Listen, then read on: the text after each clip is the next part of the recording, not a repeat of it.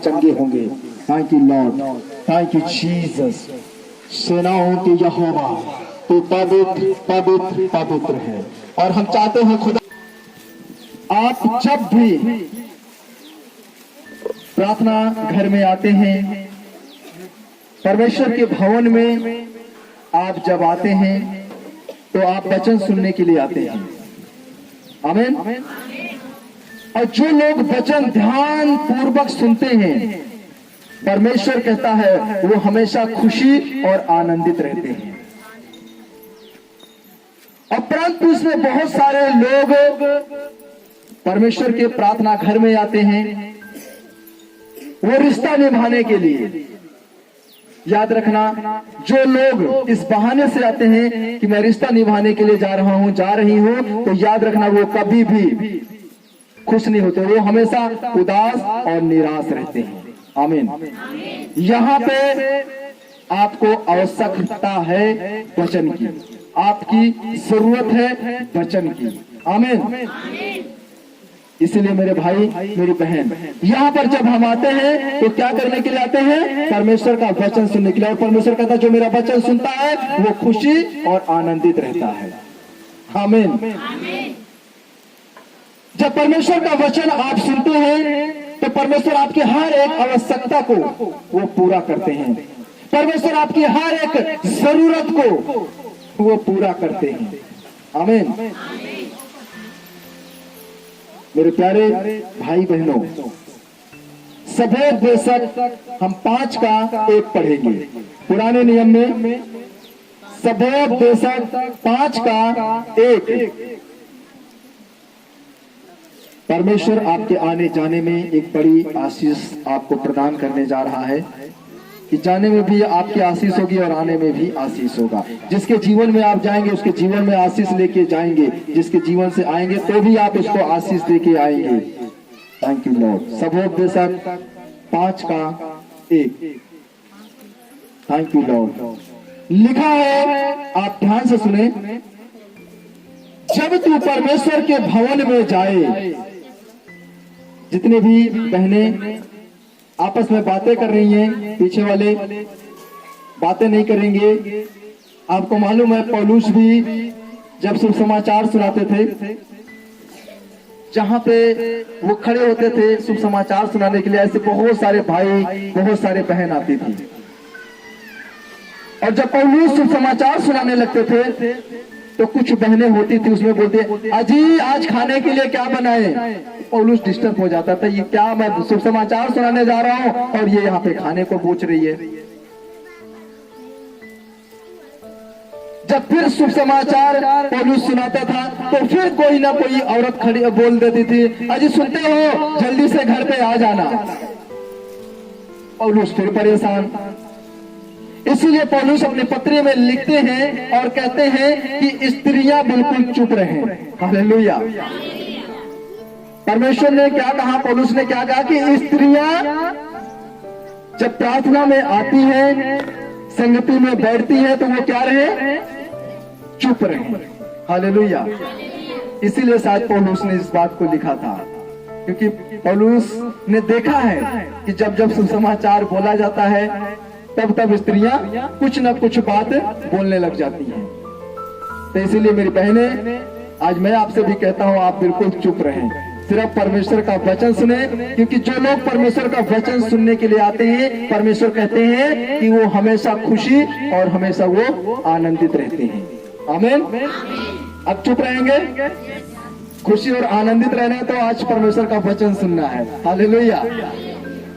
सबोध बेशक 5 का 1 लिखा है, जब तू परमेश्वर के भवन में जाए तब सावधानी से चलना, सुनने के लिए समीप जाना। मूर्खों को बलिदान चढ़ाने से अच्छा है, क्योंकि वे नहीं जानते कि बुरा करते हैं। हालेलुया। मेरे प्यारे भाई बहनों, यहाँ पे परमेश्वर क्या कहते हैं कि जब तू परमेश्वर के प्रार्थना घर में जाए, जब तुम परमेश्वर के भवन में जाओ, तो परमेश्वर यहां पे क्या कहते हैं? तो वहां पर सावधानी से चलना। कैसे चलना है? सावधानी से। हर एक बात को आपने ध्यान देना है कि यहाँ पे मैं आज भवन में आया हूँ, कहीं मैं कोई गलती तो नहीं कर रहा हूँ, कहीं मैं कोई गलती तो नहीं कर रही हूँ। आप एक दूसरे से यहाँ पे बात कर रहे हैं, ये भी एक बड़ी गलती है। इसलिए परमेश्वर कहता है कि जब तुम प्रार्थना भवन में जाना तो क्या करना? सावधानी से। हालेलुया। तो आपने सावधान रहना है। अगर आपका बगल वाला आपसे बात करता है तो उसको चुप कराओ। दीदी अभी बात मत करो मुझसे, चुपचाप बैठे रहो, अभी बाद में बात करेंगे। हालेलुया। अगर आप भी उसी की तरह बन जाएंगे, हाँ हाँ ठीक है बैठ, ठीक है, आप भी साथ दोगे तो फिर परमेश्वर वही बोल रहा है कि जब तुम परमेश्वर के भवन में जाओ तो सावधानी से। हालेलुया। क्योंकि अगर एक बोल रहा दूसरा भी बोलेगा। इसीलिए परमेश्वर ने क्या कहा? अगर एक अंधा अंधे को मार्ग दिखाएगा तो दोनों कहां गिरेंगे? जाके कहां गिरेंगे? गड्ढे में गिरेंगे। इसीलिए एक अंधे को अगर रास्ता दिखाना है तो दूसरा अंधा नहीं होना चाहिए। इसीलिए चुप करा देना अपने बगल वाले को कि दीदी अभी शांत रहो, बिल्कुल बात मत करो, अभी मुझे परमेश्वर का वचन सुनने दो। हालेलुया। अभी मुझे क्या करने दो?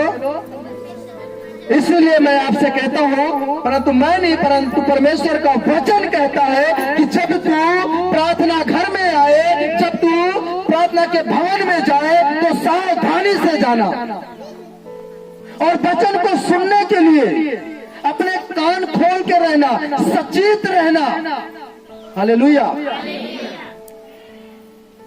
किसी और बात के लिए कान मत खोल के रहना। ये वक्त, ये समय है कि हम सिर्फ परमेश्वर के वचन के लिए अपना कान खोल लें। हालेलुया। परमेश्वर के वचन को सुनने के लिए हम अपना ध्यान सिर्फ परमेश्वर के वचन की ओर लगाएं। आमीन। मेरे प्यारे भाई बहनों, वरना परमेश्वर ने कहा कि मूर्खों की तरफ बलिदान चढ़ाने के बराबर है कि तुम सिर्फ मूर्ख को बलिदान चढ़ाने के लिए आए हो। जब ये अभी आपसे मैं बोला था, कुछ लोग हैं जो यहाँ पे रिश्ता निभाने आते हैं, तो वो क्या है? परमेश्वर ने बोला कि मूर्ख हैं। हालेलुया। वैसे बुरा नहीं मानना आप लोगों ने, ठीक है? अभी ये समय रिश्ता भी निभाना है, रिश्ता तोड़ना नहीं है, रिश्ता भी निभाना है। इसके लिए भी परमेश्वर ने एक समय आपको वो देंगे और है। हालेलुया। लेकिन हमारा मकसद सबसे पहला क्या होना चाहिए कि प्रभु मुझे आपका वचन सुनना है। आमीन। मेरे प्यारे भाई बहनों, हम इस वचन के साथ बात कर रहे हैं कि बहुत से लोग परमेश्वर को भेंट तो चढ़ाते हैं, परंतु वो परमेश्वर को ध्यान पूर्वक नहीं सुनते हैं। परमेश्वर के वचन को वो ध्यान पूर्वक नहीं सुनते हैं। भेंट वो लेके आते हैं, भेंट चढ़ाते हैं, लेकिन जो तुम्हारे लिए जरूरत है, जो तुम्हें आवश्यकता है, उसको तो तुम सुनते ही नहीं हो। तुम्हारे भेंट से परमेश्वर प्रसन्न नहीं होता है, खुश नहीं होता है। परंतु जब आप परमेश्वर के वचन को सुनते हैं, परमेश्वर के वचन को ग्रहण करते हैं, तब परमेश्वर आपसे खुश और आपसे आनंदित होते हैं। आमीन। और अगर आपको लगता है कि भेंट चढ़ाने से परमेश्वर खुश होता है, परमेश्वर आनंदित होता है, तो मैं अभी जाके एक बोरी चावल और गेहूं लेके आऊं, परमेश्वर को खूब खुश करूं। क्योंकि परमेश्वर जब खुश होगा तो हमारा हर काम सफल होगा। आमीन। इसलिए मेरे भाई, मेरी बहन, परमेश्वर आपसे तब खुश होता है, परमेश्वर आपसे तब प्रसन्न होता है जब आप परमेश्वर के वचन ध्यान पूर्वक सुनते हैं। आमीन। प्रियो, और जो लोग परमेश्वर के वचन को ध्यान पूर्वक नहीं सुनते हैं, वो हमेशा खाली रहते हैं, हमेशा उनका जीवन खाली खाली सा लगता है। फिर वो बोलते हैं कि कुछ अच्छा नहीं लग रहा है। आमीन। इसलिए सावधानी के साथ परमेश्वर ने कहा, जब तू परमेश्वर के भवन में जाए तो कैसे जाए? सावधानी के साथ वचन को ध्यान पूर्वक सुनना है, तब परमेश्वर आपके हर विषय को पूरा करेंगे, परमेश्वर आपके हर काम को पूरा करेंगे। जब आप परमेश्वर के वचन को ध्यान पूर्वक सुनेंगे। आमीन। प्रिय, क्योंकि पहला कुरिन्थियों 13:10 में लिखा है, पहला कुरिन्थियों 13:10 लिखा है, परंतु जब सर्व सिद्धि आएगा तो अधूरा मिट जाएगा। लिखा है, परंतु जब सर्व सिद्धि आएगा तो अधूरा मिट जाएगा। हालेलुया। मेरे प्यारे भाई बहनों, इसीलिए परमेश्वर ने कहा जिसके पास वचन है उसके पास परमेश्वर है। इसीलिए ये सर्व सिद्धि है, अगर जब हमारे पास आएगा तो परमेश्वर कहता है सब कुछ मिट जाएगा। हालेलुया। आपके जीवन में क्या है, आप क्या मिटाना चाहते हैं जो मिट नहीं रहा है? जब परमेश्वर, जब सर्व सिद्धि आपके जीवन में आएगा तो आप याद रखना वो सब कुछ मिट जाएगा जो आप मिटाना चाहते हैं। वो हर काम होगा जो आप करना चाहते हैं। हालेलुया। जब सर्व सिद्धि आपको प्राप्त होगी, जब सर्व सिद्धि आपके पास होगी। हालेलुया। क्योंकि हम देखते हैं परमेश्वर को, जब परमेश्वर आपके पास आएंगे, याद रखना, यानी कि परमेश्वर का वचन जब आपके पास आएगा तो आपकी जो आवश्यकता है, आपकी जो जरूरत है वो पूरी हो जाएगी। इसलिए आप परमेश्वर के वचन को ध्यान पूर्वक सुनिए और मानिए। हम बाइबल में देखते हैं सारा को, हम सारा को देखते हैं, वो बूढ़ी हो चुकी है, लेकिन एक समय उसके पास सर्व सिद्धि आई। परमेश्वर उसके पास आया और परमेश्वर ने उसको बोला कि सारा, तू गर्भवती होगी, तू बच्चे को जन्म देगी, तू मां बनेगी। सारा ने जब इस बात को सुना, जब उसके पास ये सर्व सिद्धि आई, वो हंसने लगी। क्यों हंसने लगी? क्योंकि वो बूढ़ी हो चुकी है। बिल्कुल वो क्या हो चुकी है? ऐसे बूढ़ी हो चुकी है, मासिक उसका बंद हो चुका है, और यहाँ पे इस बात को लेकर हंस रही है कि अब क्या हो सकता है,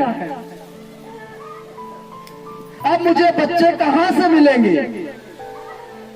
हालेलुया।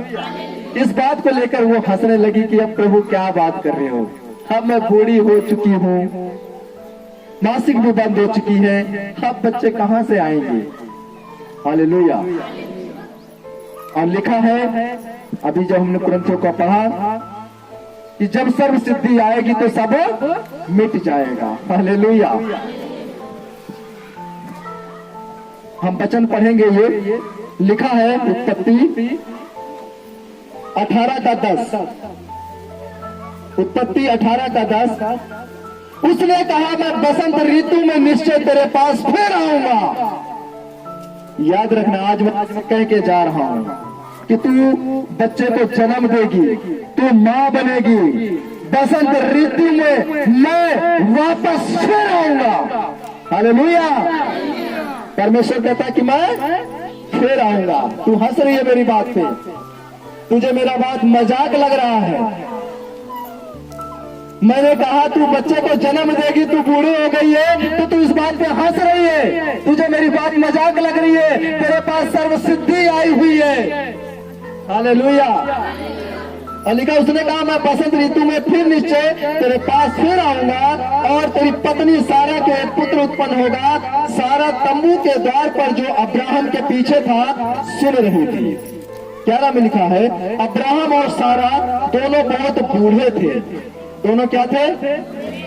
बूढ़े नहीं थे, बहुत बूढ़े थे। हालेलुया।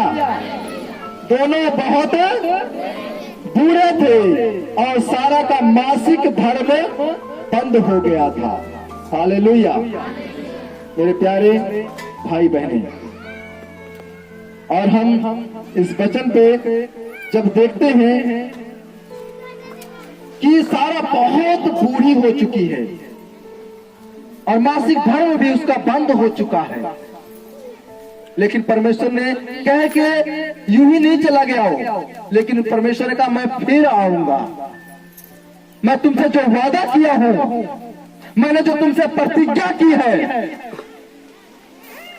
मैं दोबारा वापस तुम्हारे पास आऊंगा, क्योंकि सब कुछ टल जाएगा, आसमान टल जाएगा, पृथ्वी टल जाएगी, लेकिन मेरी बात कभी नहीं टलेगी। तू मां बनेगी, यीशु मसीह के नाम से तू मां बनेगी। Hallelujah, hallelujah. और इसे देखने के लिए मैं वापस फिर आऊंगा। आमीन। मेरे प्यारे भाई बहनों, परमेश्वर ने कहा वह सर्व सिद्धि जब तुम्हारे पास आएगी तो सब मिट जाएगा। इसलिए आप क्या बात को लेकर चिंतित हैं, याद करो जब परमेश्वर आपके जीवन में आया है तो वो बात अब आपके जीवन में पूरी होने जा रही है। जब परमेश्वर नूह के पास गया, उसकी जहाज में गया, और हम यहाँ पे पढ़ रहे हैं, देख रहे हैं कि परमेश्वर कहता है आकाश में उड़ने वाले पक्षी भी और जो पृथ्वी पर रहने वाले जंतु हैं और जो पानी में भी रहने वाले हैं जंतु, वो सब के सब मिट गए। हालेलुया। वो सब के सब मिट गए। लेकिन जब परमेश्वर नूह के पास आया, वो सब सिद्धि जब नूह के पास आई, लिखा है कि सिर्फ नूह और उसका परिवार बच गया। हालेलुया।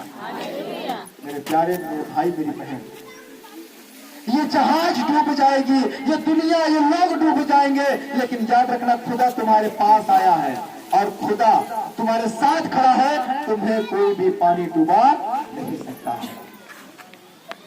पतरस बोलता है प्रभु मैं तेरे पास आऊं। प्रभु ने कहा पतरस से आ जा। और पतरस क्या किया, जैसे नाव पर से पानी पर उतरा, पानी भी मजबूत चट्टान की तरह खड़ा हो गया और पतरस पानी के ऊपर चलने लगा। Hallelujah, hallelujah. चट्टान की तरह पानी भी रुक गया, खड़ा हो गया और लहरें रुक गई और वो पानी के ऊपर चलने लगा। सर्वसिद्धि उसके पास आई, वो परमेश्वर उसके पास आया। परमेश्वर का वचन पतरस के कान में गया और वो पानी के ऊपर खड़ा हो गया। हालेलुया।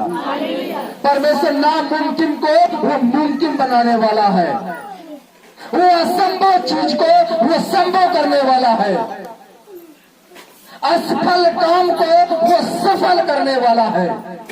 हालेलुया। मेरे प्यारे मेरे भाई मेरी बहनें, हम देखते हैं कि सिर्फ नूह के पास परमेश्वर आए।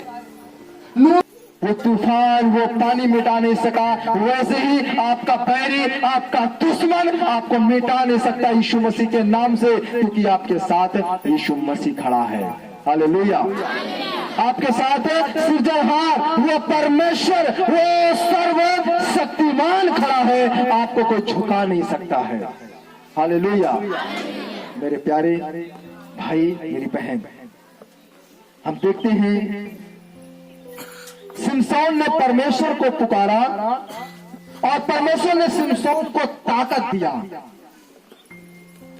सिमसोन ने किसको पुकारा? परमेश्वर को। और परमेश्वर ने क्या दिया सिमसोन को? ताकत दिया। हालेलुया। आज आप अगर कमजोर हैं किसी बात को लेकर, किसी चीज को भी लेकर, अगर आज आप कमजोर हैं, आप भी सिमसोन की तरह आवाज दो खुदा को। वो सब सिद्धि आपके पास आएगा और सब कुछ मिट जाएगा। हालेलुया। वो सब सिद्धि जब हम देखते हैं सिमसोन के पास आया, तो लिखा है न्याय 16 का 28 से 30 तक हम पढ़ेंगे। 28 से 30 तक न्याय।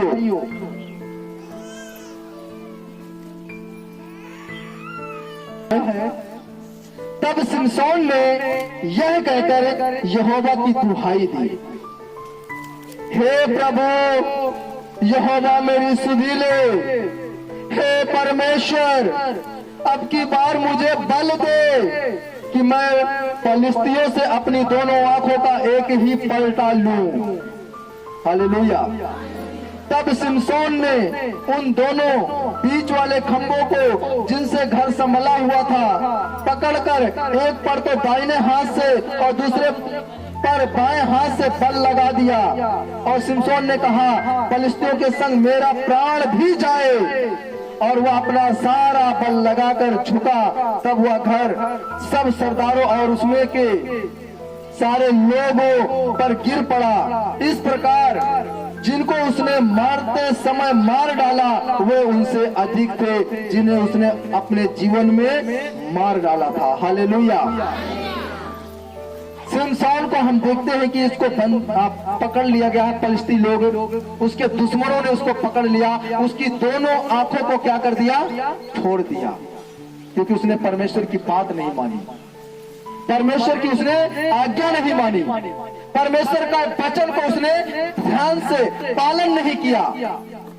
फलिस्तियों ने मिलकर पकड़कर सिमसोन की दोनों आंखों को क्या कर दिया, फोड़ दिया। अब यहाँ पे फलिस्ती उसको पकड़ करके इंजॉय कर रहे हैं, जश्न मना रहे हैं, खा पी रहे हैं और सिमसोन का मजाक उड़ा रहे हैं। कहते देखो ये अंधा हमारे बीच में है, ये फलिस्तियों को पहले इकट्ठे मारता था, आज हमारे सामने ये एक मदारी की तरह बन गया है, एक बंदर की तरह बन गया है, हम सभी को ये लुभाने वाला बन गया है। हालेलुया। उसका मजाक उड़ा रहे हैं। यह सब कुछ सिमसोन देखता हुआ परमेश्वर से प्रार्थना करने लगा, हे प्रभु मैं क्षमा चाहता हूँ, मैंने तेरे विरुद्ध में जो काम किया, हे प्रभु मुझ पर दया कर, मुझे एक बार फिर से ताकत दे दे, प्रभु एक बार मुझे फिर से बल दे दे। मेरे दुश्मन, मेरे बैरी मुझे देखकर हंस रहे हैं, मुझे चिढ़ा रहे हैं। प्रभु मैं कुछ नहीं मांगता हूँ, इतना कि मुझे बल दे दे, लेकिन साथ में मैं भी मर जाऊं। हालेलुया। सिमसोन कहता है कि साथ में मैं भी मर जाऊं, लेकिन मुझे एक बार ताकत दे दे, एक मौका दे दे मुझे। आज आप भी अपने परमेश्वर से सिमसोन की तरह आप भी प्रार्थना करो, परमेश्वर से आप बल मांगो। ऐसी कौन सी चीज है जो आपको लगता है कि आपसे ज्यादा ताकतवर है? ऐसी कौन सी चीज है आपके जीवन में आप परमेश्वर से प्रार्थना करो, क्योंकि जो परमेश्वर है वो शक्तिमान नहीं है, वो सर्वशक्तिमान है। हालेलुया। आप कौन सी ताकत से कमजोर पड़ रहे हैं, कौन से बल से आप कमजोर कर रहे हैं, कौन सा बैरी, कौन सा दुश्मन है जो आपको नीचा करना चाहता है? आप अंधे हो गए हैं सिमसोन की तरह। अपनी आंखें खोलो, अपने परमेश्वर की ओर दृष्टि करो, अपने परमेश्वर को आवाज दो, अपने परमेश्वर को पुकारो। मैं कहता हूं कि आपका परमेश्वर वो सर्वश्रेष्ठ है और पूरे नगर में आपको वो सर्वश्रेष्ठ बनाएगा। आपके नात रिश्तेदार जो आज आपके ऊपर हंस रहे हैं, जो आज आपका मजाक उड़ा रहे हैं, परमेश्वर उनके ऊपर भी आपको अधिकारी ठहराएगा, उनसे भी आपको श्रेष्ठ बनाएगा। हालेलुया। आपके आसपास के लोग आपका मजाक उड़ा रहे हैं, आपकी बेइज्जती कर रहे हैं, वो सब के सब आपके सामने सब झुका के जाएंगे। हालेलुया। हालेलुया। परमेश्वर हमारे साथ है, आप विश्वास करें। और सिमसोन ने कहा प्रभु मुझे बल दे, क्योंकि मेरा दुश्मन, मेरा बैरी मेरा मजाक उड़ा रहा है। और खुदा ने उसको बल दिया, खुदा ने उसको ताकत दिया। और सिमसोन ने पकड़ के खंबे को एक हाथ से इधर पकड़ा, दूसरे हाथ से इधर पकड़ा और जोर से धक्का दिया। और हजारों लोग नीचे जश्न मना रहे थे, पार्टी बना रहे थे, एंजॉय कर रहे थे। सबके सब के ऊपर छत गिरी और सबके सब मर गए। हालेलुया। हालेलुया। खुदा ने एक छत बना के रखा है सभी के लिए, जिसमें आपके दुश्मन, आपके बैरी उस छत के नीचे जाके मरने वाले हैं, तब के यीशु मसीह के नाम से। हालेलुया। आपका बैरी कौन है? व्यभिचार, छल, कपट, झूठ, हालेलुया, नशा, आज ये हमारा बैरी है। हमें परमेश्वर के साथ संगति करने से हमें ये आज रोकता है। हालेलुया। इसलिए परमेश्वर ने कहा जब तू प्रार्थना मंदिर में जाए, प्रार्थना के घर में जाए, तो सावधानी के साथ जाना।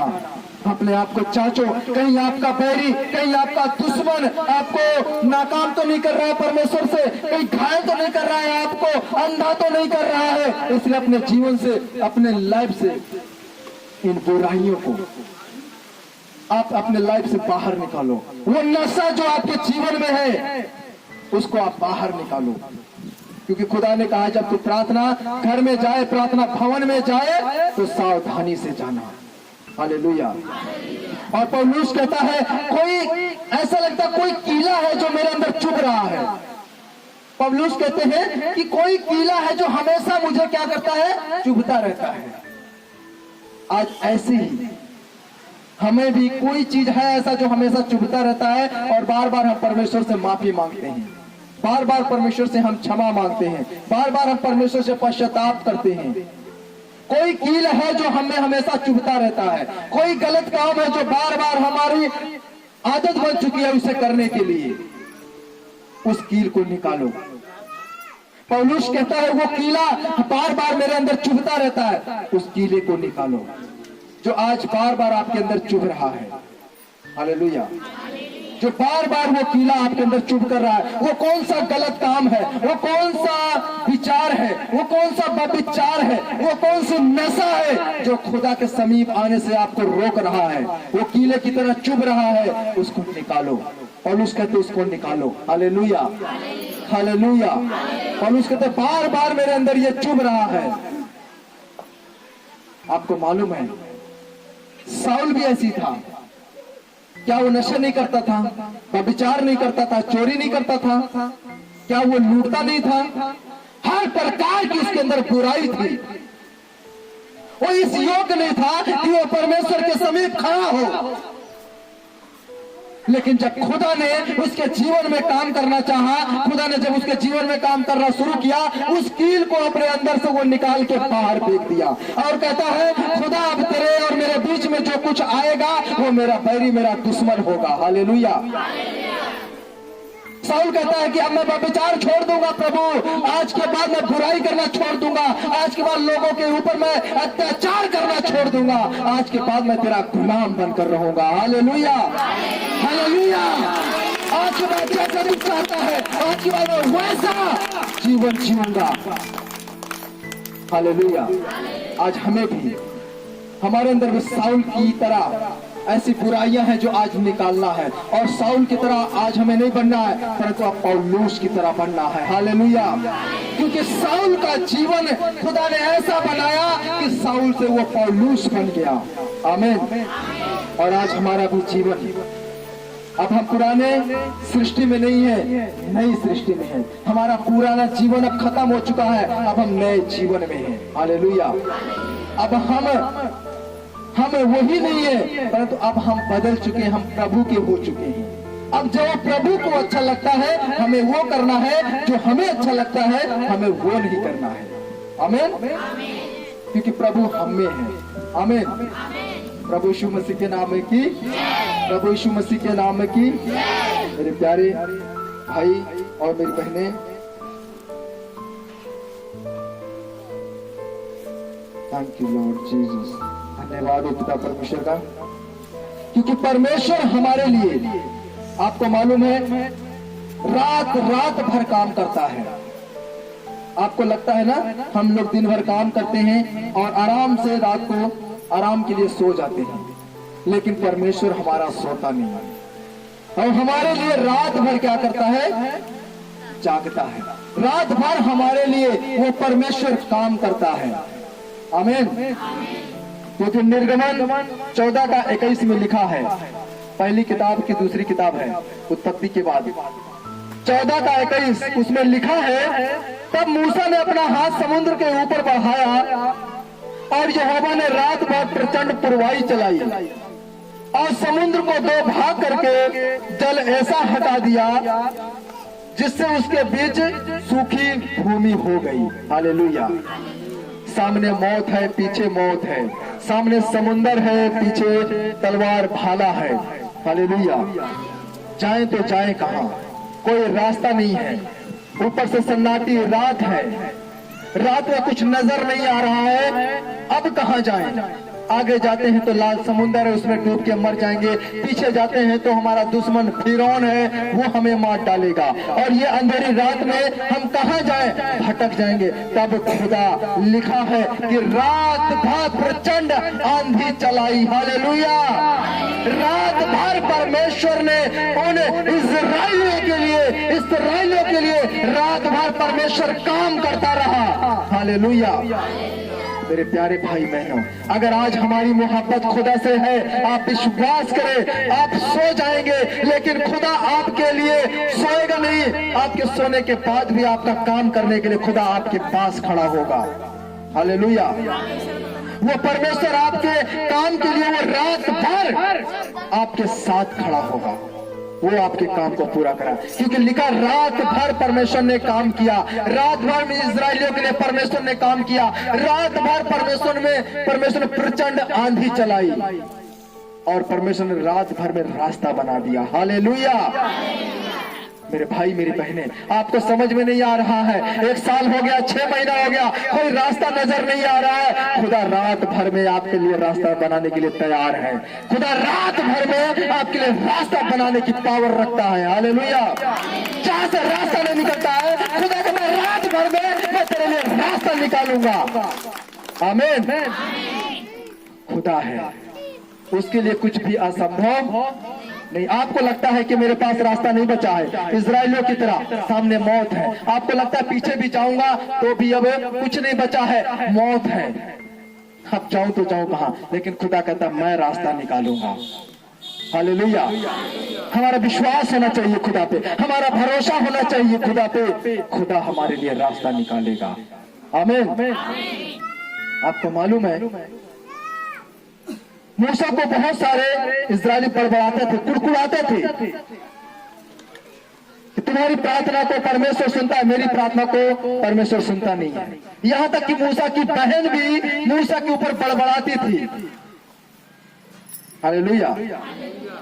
कि तुम्हारी प्रार्थना को परमेश्वर सुनता है, क्या मेरी नहीं सुनेगा? मेरी भी सुनता है। जबरदस्ती। हालेलुया। वो क्या करती है?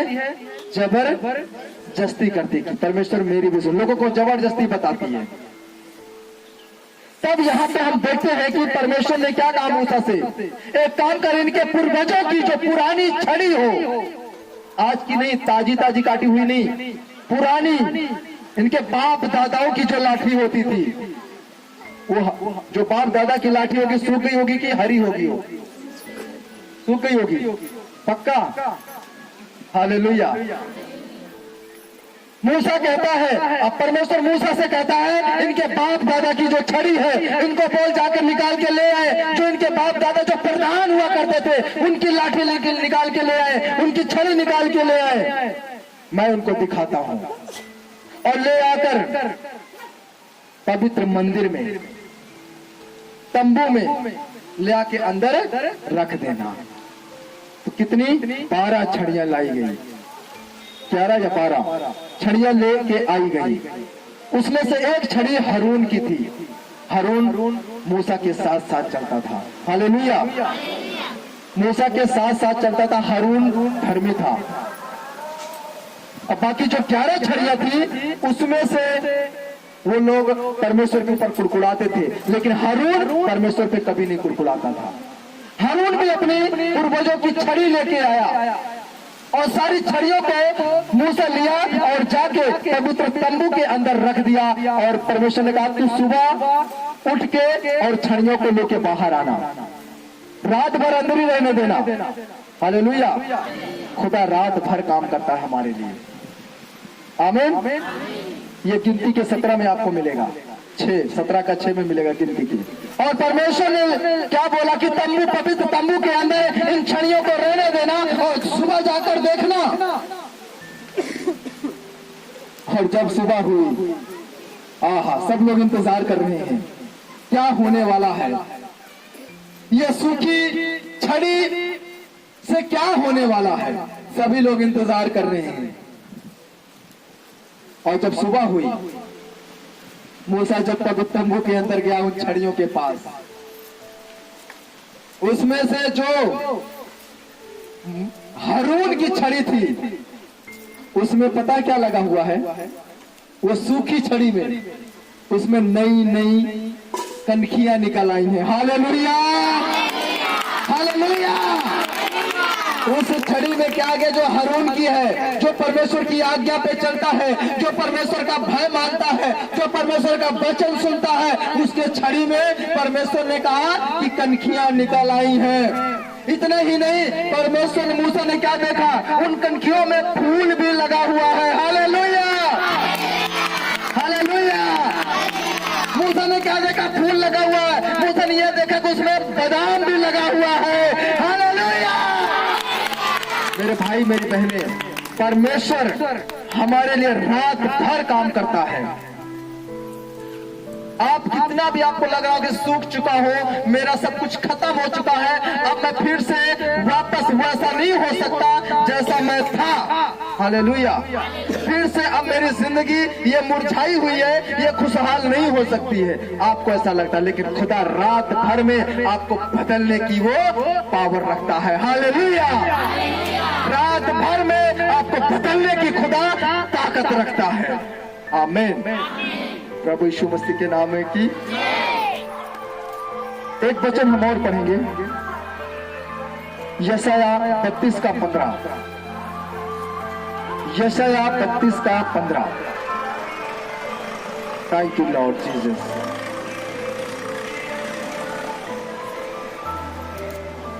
Thank you Jesus. हालेलुया। 32 का 15 मिल गया। लिखा है, जब तक आत्मा ऊपर से हम पर उड़ेला ना जाए और जंगल फलदायक बाड़ी ना बने और फलदायक बाड़ी फिर वन ना गिनी जाए। हालेलुया। परमेश्वर कहता है, जब तक ऊपर से आत्मा ना उड़ेला जाए तुम्हारे अंदर, तब तक फल नहीं लग सकता है। हालेलुया। आप क्या चाहते हैं कि परमेश्वर आपके ऊपर आत्मा उड़ेले?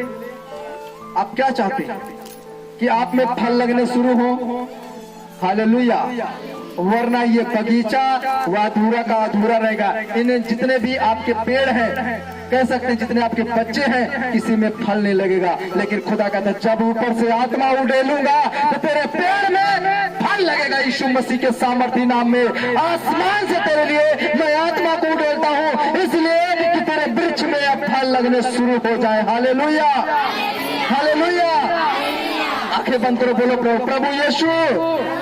ऐसे नहीं, जोर से शेर की तरह, प्रभु यीशु। ऊपर से प्रभु यीशु मुझे आत्मा दे, ऊपर से अब मुझे फल लगे, अब मुझ में फल लगे, प्रभु मुझ में फल लगे। प्रभु मुझे आत्मा दो, प्रभु मुझे आत्मा दो। Hallelujah, hallelujah. विश्वास करें, आपके जीवन में बहुत फल लगने जा रहे हैं यीशु मसीह के नाम से। खुदा ने आपको सामर्थ्य भरा है, नए आशीष से, नए अभिषेक से खुदा ने भरा है, लेकिन अब तुम्हारे अंदर फल लगने जा रहा है यीशु मसीह के नाम से। हालेलुया। यीशु मसीह के नाम में की, यीशु मसीह के नाम में की। इसलिए मेरे भाई मेरी बहनें, परमेश्वर हमारे लिए रात भर क्या करता रहता है? काम करता रहता है। आमीन। जब हम अपने जीवन में काली रात का सामना करें तो भयभीत ना हो, परंतु परमेश्वर पर भरोसा रखें कि खुदा मेरे साथ खड़ा है और परमेश्वर मेरे साथ मेरा काम कर रहा है। आमीन। हम ये सच्चाई भूल जाते हैं कि हमारे लिए परमेश्वर आधी रात में भी कार्य कर रहा है। आमीन। प्रियो, जो तूफान आपको दबाने पर है उसमें कदम बढ़ाए रहो। अगर लगता है कि ये तूफान मुझे डुबाने वाला है, मैं कहता हूं रुको मत, उस तूफान में भी अपना कदम बढ़ाए रहो। हालेलुया। क्योंकि ये तूफान डुबो रहा था प्रभु के लोगों को, प्रभु को, चेलों को, और प्रभु ने उठ के डांटा उनको कि तुमको समझ नहीं है। अगर तुम विश्वास करते और इस तूफान को डाल देते तो यहीं पे ये थम जाता, ये लहरें यहीं पे थम जाती। आज हमें तूफान में भी अपने कदम बढ़ाए रखना है। डरना नहीं है, भयभीत नहीं होना है, परंतु उसको डांटना है। विश्वास करें, उस तूफान में भी प्रभु यीशु मसीह हमें खड़ा हुआ नजर आएगा। हालेलुया। उस तूफान को भी खुदा एक ही आवाज में उसको रोकने वाला है। आमीन।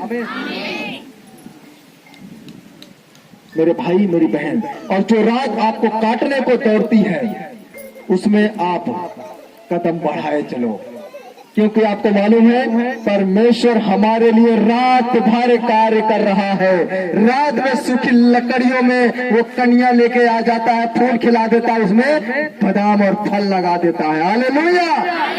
खुदा आज की रात आपको आपके जीवन में बड़ी आशीष लेके आए और आपके ऊपर आत्मा को उड़ेले और आपके अंदर फूल और अब फल लगने शुरू हो। अपनी आंखों को बंद करेंगे सभी लोग। Thank you Lord Jesus. राबा बाबा बा शाखारा लमा दे इंदारा लमा शिखेरे लमे सिंधे लमा शिखोरे लमा सिंधे वैसे के पवित्र पवित्र ओ सेनाओं की यहोवा, हम धन्यवाद देते हैं खुदा आज के हम आपके पवित्र दिन के लिए। हे पिता परमेश्वर, जितने भाई बहन यहाँ पे प्रभु जी अपने प्यारे पिता जीवन से प्रभु लगता है वो थके हुए हैं, वो सूख रहे हैं प्रभु, हे पिता परमेश्वर उनके अंदर अब कनखियां लेके आए प्रभु जी, उनके अंदर फूल लगने पाए खुदा, उनके अंदर फल लगने पाए खुदा। हे पिता परमेश्वर, आपने कहा जब तक मैं ऊपर से आत्मा ना उड़ेलूं, हे प्रभु इनके जीवन में, इनके घर में शादी या विवाह का किसी को उत्सव है प्रभु जी, हे प्रभु हम प्रार्थना करते हैं उन पर आप प्रभु दया करें प्रभु। उनको लगता है बहुत मुश्किल है, बहुत कठिन है, ये खर्चा कहाँ से आएगा, ये जरूरत कहाँ से पूरी होगी, खुदा तेरे लिए एक रात ही काफी है।